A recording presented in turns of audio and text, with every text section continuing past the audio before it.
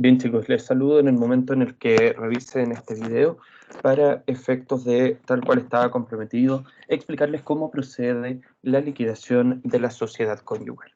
Para estos efectos, lo primero que debemos señalar es el contexto en el que nos encontramos. Hablamos de que la sociedad conyugal ya ha terminado, ello a consecuencia bien de la terminación del matrimonio, es decir, por vía consecuencial, o bien porque los cónyuges han decidido cambiarse a otro régimen, sea de manera voluntaria, o bien por el ejercicio de las acciones de separación judicial de bienes que conforme a la ley se disponen en beneficio de la mujer. O también podría ser de acuerdo a la situación del establecimiento de la separación judicial conforme al artículo 26 de la LMC. En estos términos, la sociedad conyugal termina. Y si antes hemos dicho que la sociedad conyugal es una mochila o un bolso en el cual van ingresando cosas, cuando la sociedad conyugal termina, este bolso se cierra. Pero la pregunta que queda entonces es que lo que se encuentra dentro de esta mochila hay que dividirlo, porque obviamente las cosas seguirán el destino del momento en el que ingresaron al patrimonio. Y si en ese momento estaba la sociedad conyugal, evidentemente se mantienen dentro de la mochila, aun cuando esta mochila ya se hubiera cerrado. Por lo tanto, cuando caemos en esta segunda parte, ya no de terminar la sociedad conyugal, sino más bien de liquidarla y dividir los bienes que están dentro de aquella, es el proceso que denominamos como liquidación o disolución de la sociedad conyugal. Conviene señalar que este proceso se puede realizar tanto de vía voluntaria a través de una escritura pública de liquidación de sociedad conyugal o bien también de manera judicial. Y en este orden, cuando es de manera judicial, se realizará conforme a las reglas dispuestas a partir del artículo 1317, que es el juicio de partición. Sea que se haga voluntariamente o sea que se haga de manera judicial, los pasos y las reglas que vamos a revisar deben respetarse de igual forma. Es decir, que el proceso es idéntico, solo que en una parte lo realiza un juez partidor y en la otra lo realizan los abogados de las partes, normalmente en este común acuerdo al que tributa o requiere la escritura pública como vía convencional de liquidación de la sociedad conyugal. No obstante ello, conviene aclarar que cuando hablamos de dividir los bienes que están dentro de esta mochila, estamos hablando de los bienes sociales, no de todos los bienes que puedan haberse adquirido durante el matrimonio, porque como hemos indicado antes, hay ciertos bienes que aún adquiriéndose en vigencia de la sociedad conyugal, estos no formarán parte del haber social. Y en ese caso hablamos del patrimonio reservado de la mujer casada. Si bien ya antes analizamos el supuesto del artículo 166, estos bienes heredados, donados o legados, que bajo las menciones que indica la norma pasan a formar parte del patrimonio reservado, lo cierto es que la fuente primaria de patrimonio reservado de la mujer está dado por el contexto del artículo 150. Este artículo nos indica que la mujer que realice una actividad remunerada, oficio, empleo, industria o empresa, eh, y, como ya bien decía, de manera remunerada, que trabaje remuneradamente, eh, y en la medida que ese trabajo sea separado del de su marido, tendrá derecho a que su sueldo y las cosas que con él adquiera sean de ella como si fuera separada de bienes. En estos términos, entonces, el artículo 150, al igual que el artículo 166, alimentan un patrimonio nuevo, una mochila nueva, si queremos verlo así, para recibir los bienes que la mujer adquiera en este sentido por alguno de los dos artículos. El que nos convoca en este sentido el artículo 150 es relevante de tener presente en cuanto estos bienes no se mezclan inicialmente con los de la sociedad conyugal, pero sí tendrán un impacto a la hora del establecimiento de su liquidación. Reiteramos que los requisitos son, en primer término, que la mujer trabaje, que ese trabajo sea remunerado y que sea separado de su marido. Y cuando hablamos de la separación, no hablamos de una separación física, sino que hablamos más bien que la mujer no trabaje para el marido, es decir, que no exista una relación de dependencia o jerarquía entre ellos, que el marido entonces no sea el jefe, pudiéramos decir, de la mujer dentro del trabajo que desempeña.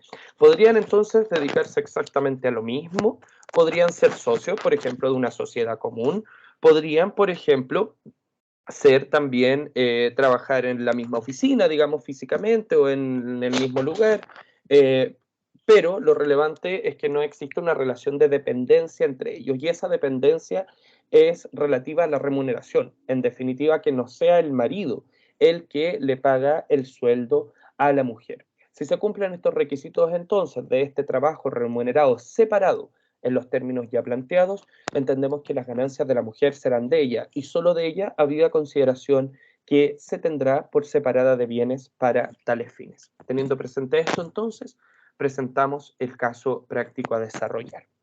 En este sentido, vamos a trabajar en base a un matrimonio que se casa en el año 2010 en sociedad conyugal, evidentemente. Su matrimonio termina por divorcio en el año 2021 y se adquirirán durante su vigencia algunos bienes. En este sentido, tenemos dos casas. En primer término, una casa en Santiago y una en el Quisco, en la costa.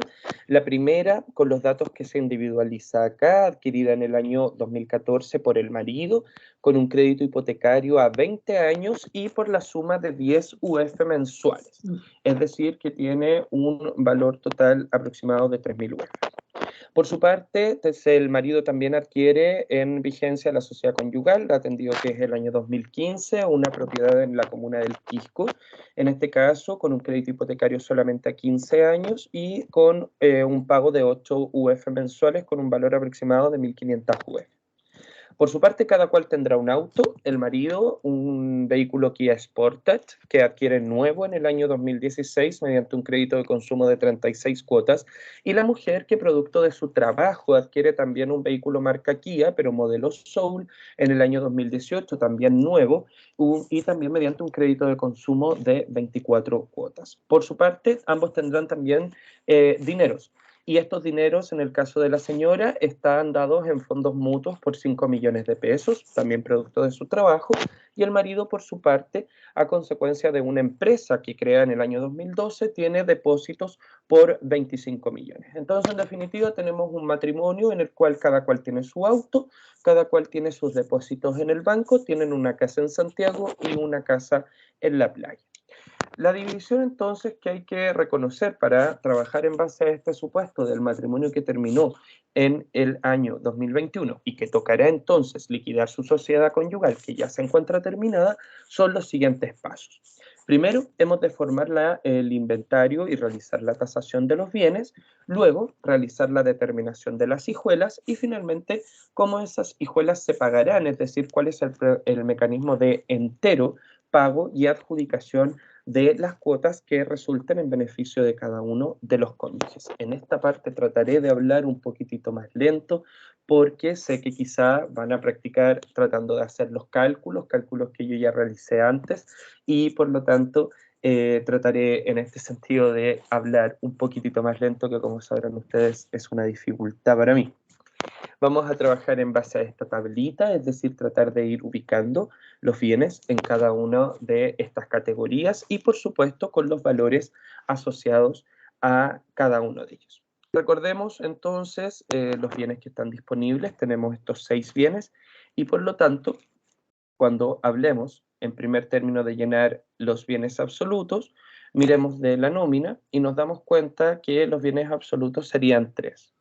En primer término, tenemos el inmueble comprado por el marido, porque si la sociedad conyugal existe desde la vigencia del matrimonio, época en la cual todavía estaban casados, se entiende adquirido un inmueble a título oneroso, por lo tanto pasa a formar parte de la sociedad conyugal. En segundo término, se agrega el segundo inmueble, es decir, que también por las mismas razones ingresarían por el 1725 número 5 al haber de la sociedad conyugal.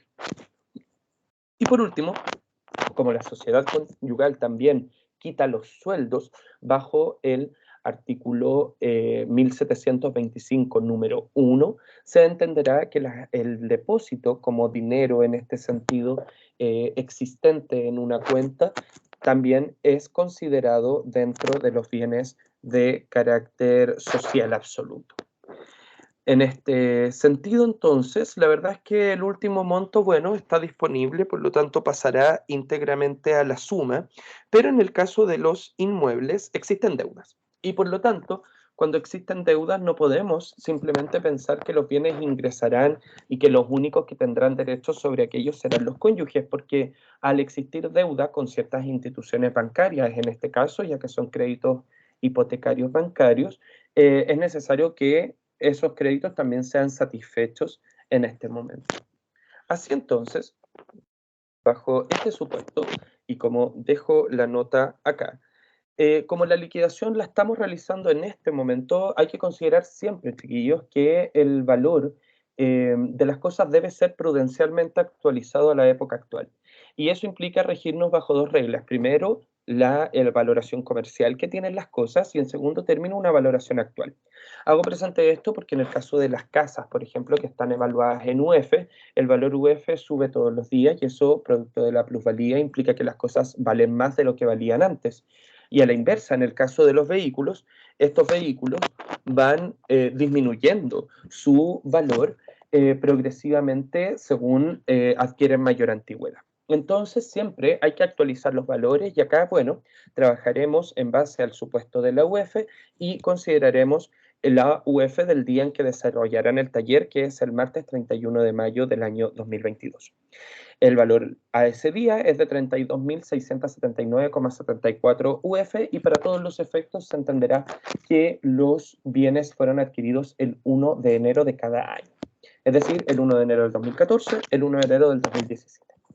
Y en el caso de los vehículos, la misma situación, para simplificar, obviamente, la operación. En este sentido tenemos entonces esta primera casa de Santiago que ya antes identificábamos y que su valor en dinero entonces se traduce a 98 millones y fracción. Desde esa perspectiva, lo que ya se ha pagado atendida a la antigüedad son 8 años y 5 meses, es decir, 101 cuotas. Eso contabilizando, reitero, que se hubiera adquirido en enero del 2014 y estamos a fines de mayo del 2022. Y por lo tanto, pagándose estas 101 cuotas, lo que se ha pagado son 41.257 pesos y fracción, y la deuda de 11 años y 7 meses son 139 cuotas de 56 millones y fracción. Es relevante en este sentido entonces fijar la cantidad de cuotas que se están dando, dividir la cantidad de meses que se han pagado y también la cantidad de meses que todavía se adeudan, porque por ello podemos sacar un cálculo de cuánto es lo que todavía se adeuda en la institución bancaria y considerarlo como pasivo de la sociedad conyugal. La misma operación se realizará respecto de la Casa del Quisco, cuyo valor total será de 49 millones, de los cuales se han pagado 5 años y fracción, 17 millones, y se adeudan en 9 años y fracción, y se adeudan en dinero 31 millones. Desde esta perspectiva, entonces, cuando nosotros anotamos los bienes, los anotaremos en su valor total, pero desde ya tenemos considerado que ese valor total tiene que soportar también el pago del pasivo que tiene en su contra. Por lo tanto, acá ya en los bienes absolutos vamos a agregar entonces la casa 1, la casa 2 y además estos 25 millones que antes hubiéramos individualizado, lo que nos da un total solo por bienes sociales absolutos de 172 millones y fracción. Luego, veamos qué pasa con los relativos. Y en este sentido, volviendo a la nómina de bienes, el único que calificaría bajo esta lógica es el bien mueble adquirido a título gratuito, que ingresando por el número al cuarto del artículo 1725, se entiende, digamos, que sería del haber relativo. Y como sabemos, el haber relativo genera derecho de recompensas. En este sentido, aclaramos que, como aparece en la descripción, este auto fue adquirido con un crédito de consumo de 36 cuotas y esas cuotas ya están pagadas, evidentemente, lo que implica que esta vez el vehículo no tiene deuda, sino que es solo a creencia. No aportará, por lo tanto, al pasivo, sino que aportará solo al activo. Y acá, cuando nosotros trabajamos en base a vehículos, y como bien indicaba, los valores hay que actualizarlos, porque en el caso de los vehículos, contrario a lo que ocurre en el caso de los inmuebles, los vehículos van perdiendo valor, se van desvalorizando conforme su antigüedad. Y por lo tanto, para tener una noción digamos, aproximada de cuánto es el valor de los vehículos, es que podemos tener las reglas de tasación que nos entrega el Servicio de Impuestos Internos a través del link que ahí aparece dispuesto. Sin perjuicio de que esto lo van a ver en video y no estará disponible el link, pero ingresan al Servicio de Impuestos Internos, pinchan la sección de tasación de vehículos y con ello pueden buscar el vehículo. Hagámoslo en este caso. Ingresamos entonces a la página del Servicio de Impuestos Internos, como les decía, tasación de vehículos y consulta de tasación. Fijamos que necesitamos una tasación para este año, que es el momento en el que estamos haciendo la liquidación de sociedad conyugal, y buscamos por características del vehículo.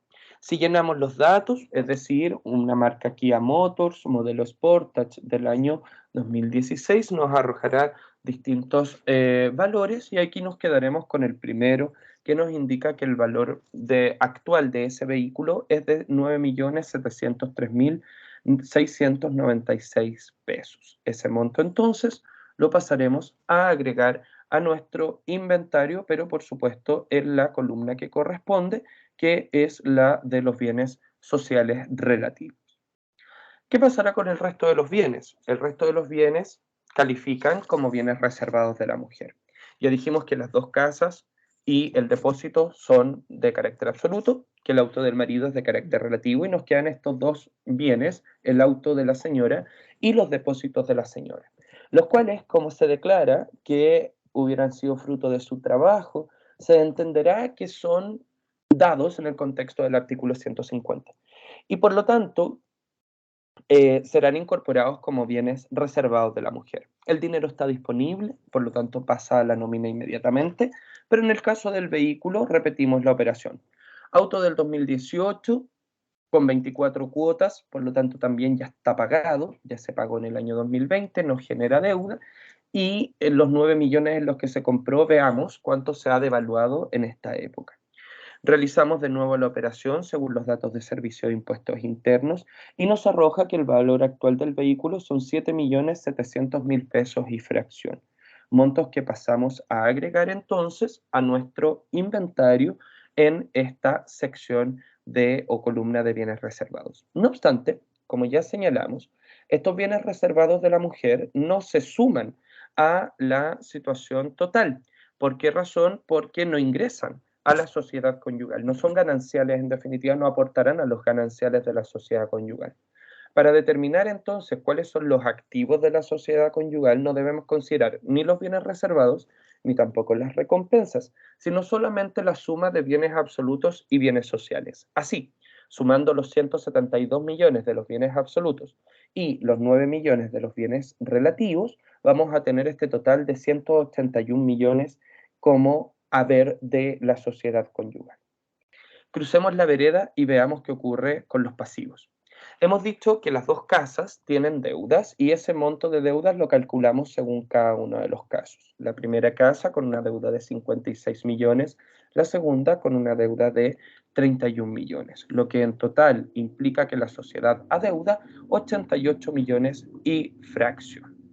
Hecha esta operación, estamos en condiciones ya de sacar totales. Y estos totales entonces es que de los 181 millones habría que restarle los pasivos, en primer término, y también las recompensas. Y recién ahí vamos a tener un total que dependerá si es positivo o negativo, si podemos o no continuar con el proceso. En este caso tenemos un total positivo, todavía queda plata, hay 83 millones, y eso indica que podemos seguir avanzando a las etapas siguientes. Estos son en definitiva los gananciales y bajo este supuesto hay que comenzar a dividirlos entonces. Pero si el resultado fuera negativo, es decir, si los pasivos y las recompensas fueran más grandes que los activos, la verdad es que los cónyuges no tendrán derecho a nada y no habrá nada que puedan, en este caso, repartirse entre ellos. En cuanto y avanzando en este caso ya a la segunda etapa, una vez que ya hemos formado, digamos, este total disponible y de carácter positivo, habrá que obviamente dividirlo en dos. Y en este sentido, entonces, los derechos del marido serán 41 millones, los derechos de la señora también 41 millones. Eso implica que la mitad de los gananciales, digamos, son para cada uno.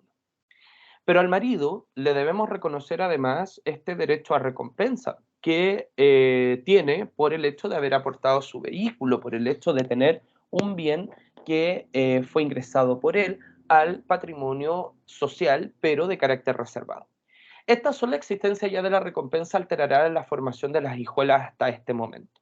Es decir, el marido ya tiene una cuota de 51 millones y la mujer una de 41 millones. La diferencia es casi de 10 millones. Y reiteramos con esto que, como hemos dicho antes, la única institución del derecho de familia que busca que ambos cónyuges queden exactamente en la misma situación es la participación en gananciales. La sociedad conyugal es raro que produzca exactamente este mismo efecto. Podría darse, ciertamente, pero es raro que se produzca de esa forma. Acá tenemos la muestra gráfica entonces que la sociedad conyugal a los términos ya no generará necesariamente esta idea de la repartición equitativa en cuotas exactamente idénticas para el marido y la mujer. Ahora, aquí tenemos un momento en el cual podemos verificar si los cálculos que hicimos están bien hechos. En este orden, la suma de las dos cuotas debiera ser igual al haber que considere las recompensas restados los deberes. Es decir, que si yo tomo ambas cuotas, 51 millones y fracción y 41 millones y fracción, debiera tener la suma de 93.663.033. Y esta suma debiera ser idéntica en este punto a la que dé como resultado de el total de activos menos los pasivos. Es decir, que acá agregamos el total de activos que ya contempla la recompensa, 181 millones, y al restarle los pasivos debiéramos tener exactamente el mismo monto que tenemos en la suma de las dos cuotas, tanto del marido como de la mujer. Si el cálculo cuadra y llegamos al mismo monto, es que el cálculo hasta este momento está bien hecho. Bien, pero en este momento pasará otra cosa, y esa otra cosa que es una decisión de la mujer. Y esta decisión de la mujer consiste en que la mujer debe decidir si acepta o renuncia a los gananciales. Es decir, si la mujer desea, en este contexto, recibir la cuota que se le está definiendo a consecuencia de los derechos sociales, de los derechos en la sociedad conyugal. En este sentido, claro, evidentemente si uno le pregunta a cualquier persona si quisiera recibir, según el caso, 41 millones de pesos, evidentemente va a decir que sí. Pero lo que ocurre es que esta idea de aceptar o renunciar a los gananciales, de si la mujer decide o no aprovechar la cuota, no está condicionada solo a su beneficio, sino que está condicionada también a la existencia de sus bienes reservados. Hemos dicho antes que el artículo 150 es una trampa, y precisamente esta es la trampa en la que consiste. Si la mujer acepta los gananciales, la mujer va a poder participar de la cuota que se le ha deferido. Pero para tales fines, como indica el inciso final, la mujer deberá aportar los bienes de su patrimonio reservado, se integrarán. Así lo dice el artículo que dejamos al principio, disuelta la sociedad conyugal, los bienes a que este artículo se refiere entrarán en la partición de los gananciales. De lo que deriva entonces que los bienes del artículo 150 se pasan a repartir también. Si la mujer acepta, entonces acepta no solamente la cuota que se le está defiriendo de los derechos sociales, sino también va a aceptar que sus bienes reservados sean repartidos también. En lo contrario, si rechaza los gananciales, la mujer en este caso rechaza la cuota, prefiriendo entonces los derechos que ella tiene bajo su patrimonio reservado. No se podrá quedar entonces con los dos, ella no podrá mantener a la vez el patrimonio reservado y la cuota social, sino que tendrá que tomar la decisión en definitiva por uno de estos. Si quiere la cuota social, perderá los reservados y se van a repartir como todo el resto de las cosas, y si quiere los reservados, perderá los sociales. Así, entonces, en resumen, Como les decía, si acepta los gananciales, sus bienes reservados ingresan a la repartición y continúa el proceso de liquidación, pero si rechaza los gananciales significa que la mujer renunció a su cuota y por lo tanto ella se queda con su patrimonio reservado. Y en ese orden ya no tiene sentido avanzar con la liquidación más en cuanto todos los bienes sociales pasarán a ser del marido. La mujer en este sentido, como prefirió quedarse con los bienes de su patrimonio reservado y ya no aprovechar la cuota de los bienes sociales, todos los bienes pasarán a ser, en este sentido, del marido. Para continuar entonces con el proceso, hemos de suponer que la mujer acepta los gananciales. Si los rechaza, no continúa el proceso de liquidación. Volvamos al cuadro entonces. Ya habíamos indicado que el marido tiene entonces las cuotas de los gananciales, más la recompensa del auto, más la cuota que ahora recibirá de patrimonio reservado. Este patrimonio reservado, si volvemos un poquitito atrás, tiene un valor de 12 millones y fracción, lo que se traduce entonces en dos cuotas de 6.300.000 pesos y fracción. El marido entonces acumuló un total de 58 millones. La señora, por su parte, tendrá los derechos los gananciales que aceptó, además de la nueva cuota que se le asigna a consecuencia del patrimonio reservado. Llegamos entonces con 58 millones del marido, 48 millones de la mujer. Pasamos así a la tercera etapa. Venta de bienes, adjudicación y entero de las hijuelas. En este sentido, el marido tiene 58, la 58, ¿verdad? 58, la señora 48, y la pregunta es, bueno, ¿qué vamos a hacer con esto? ¿Cómo se les van a enterar estos 58 y 48 millones según el caso? Y en este sentido tenemos dos fórmulas. La primera es que se paguen con bienes, con especies. Lo primero es consultarle, por supuesto, a las partes si les interesa adjudicarse bienes. En este sentido, no hay un orden de preferencia, no es que vaya primero la mujer y luego el varón o a la inversa, sino que más bien depende de los bienes en los que estén interesados. Si hubiera controversia, no habrá más situación que resolverlo judicialmente. El juez partidor en este caso decide por vía incidental. Y si no quieren cosas, bueno, la solución es venderlo todo y repartir la plata entonces. Y en ese contexto, sin que sean excluyentes entre sí, bien podría darse que los cónyuges quieran una parte en especie, una parte en plata, todo en bienes, etc. Pero debemos aclarar que los montos son máximos los que están planteados acá. Es decir, que ellos no pueden pretender, por ejemplo, adjudicarse gratuitamente un bien que sobrepase el valor de la cuota. Recordemos, por ejemplo, que la casa 1, la casa de Santiago, tenía un valor superior a 90 millones de pesos. Ninguno de los dos podría pretender adjudicársela a título gratuito. Entonces, volvamos al caso. ¿Qué el marido qué quiere hacer con sus 58 millones, consultado que sea? Él dice que quiere quedarse con la casa de la playa.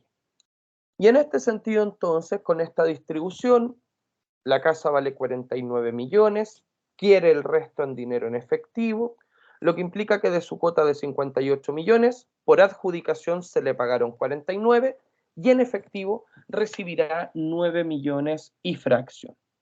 La señora, por su parte, con sus 48 millones, desea quedarse con su auto, su dinero del banco y el resto en dinero en efectivo. En este contexto, entonces, los depósitos por 5 millones, el auto por 7 millones y fracción, implica que de la cuota de 48 millones, ahí puse cuota marido, pero es cuota de la mujer, 48 millones, por adjudicación recibirá 12 millones y fracción, 35 millones a su favor en dinero. Así, si el marido desea 9 millones en dinero y la mujer desea 35 millones de igual forma, la pregunta del millón es de dónde sacar 44 millones de pesos. Y acá es el segundo momento donde verificamos si nuestros cálculos están bien hechos. ¿Qué bienes nos quedaron sin que se adjudicara por nadie? Nos quedó la casa, nos quedó el auto del marido, la casa de Santiago, el auto del marido y el depósito del marido. Si nosotros sumamos estos tres valores, los 98 millones de la casa, el auto del marido por 9 millones, más los depósitos a plazo por 25 millones, tenemos un total de 132 millones 742 316 mil pesos. Este es el monto en plata. Pero como bien indicábamos, este monto en plata no solo tiene que soportar estas cuotas que ahora los cónyuges quieren en dinero, sino también tendrán que ser aptos, digamos, y suficientes para efectos de poder pagar las deudas sociales.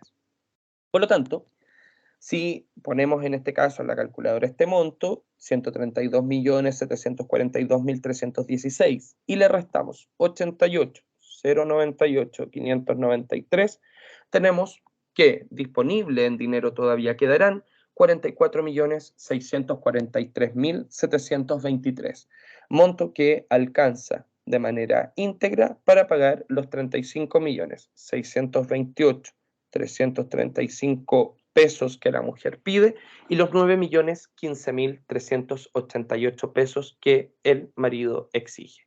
Y con ello, el monto queda en cero y la sociedad conyugal se encuentra completamente liquidada. Complejo es, pero hay que practicarlo. Espero que estén muy bien, chicos.